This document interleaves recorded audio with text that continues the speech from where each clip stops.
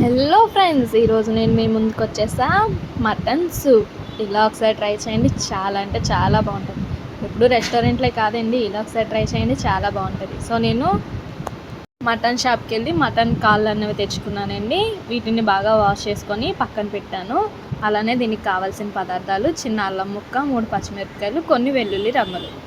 వీటిని కచ్చాగా దంచి పెట్టుకుంటున్నానండి. ఎందుకంటే ఇలా కచ్చాగా దంచుకుంటే మనం సూప్ తాగేటప్పుడు చిన్న చిన్న ముక్కలు తగిలి చాలా అంటే చాలా బాగుంటుంది. సో మటన్ బోన్స్ అన్నవి కుక్కర్లో యాడ్ చేసుకొని అలానే దంచి పెట్టుకున్నవి కూడా యాడ్ చేసుకుంటున్నానండి.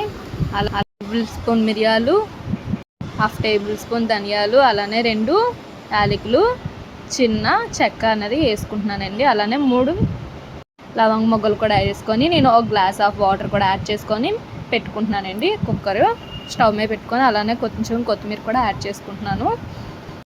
ఇందులోనే కొంచెం పసుపు యాడ్ చేసుకొని బాగా మిక్స్ చేసుకోవాలండి.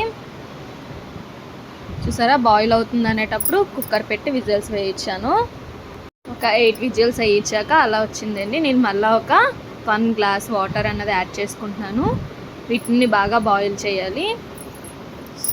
మళ్ళీ నేను ఒక ప్యాన్ తీసుకొని అందులో ఒక 3 టేబుల్ స్పూన్ల ఆయిల్ అనేది యాడ్ చేసుకున్నానండి.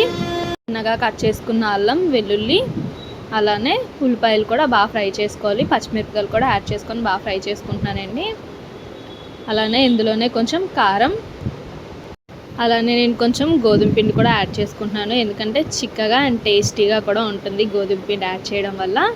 1 టేబుల్ స్పూన్ అన్నది యాడ్ చేశాను. బాగా ఫ్రై అయిపోయింది కదండి. ఇప్పుడు నేను బాయిల్ చేసుకున్న మటన్ సూప్ అన్నది అందులో యాడ్ చేసుకొని కార్న్ఫ్లవర్ అనేది 2 టేబుల్ స్పూన్ మిక్స్ చేసుకుంటున్నానండి. ఇది కూడా అందులో యాడ్ చేసుకుంటున్నాను.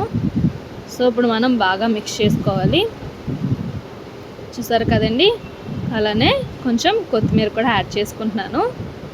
సో మన మటన్ సూప్ అన్నది రెడీ. ఒకసారి ఇలా టేస్ట్ చేయండి, చాలా అంటే చాలా బాగుంటుంది. So like, share, subscribe. Thanks for watching.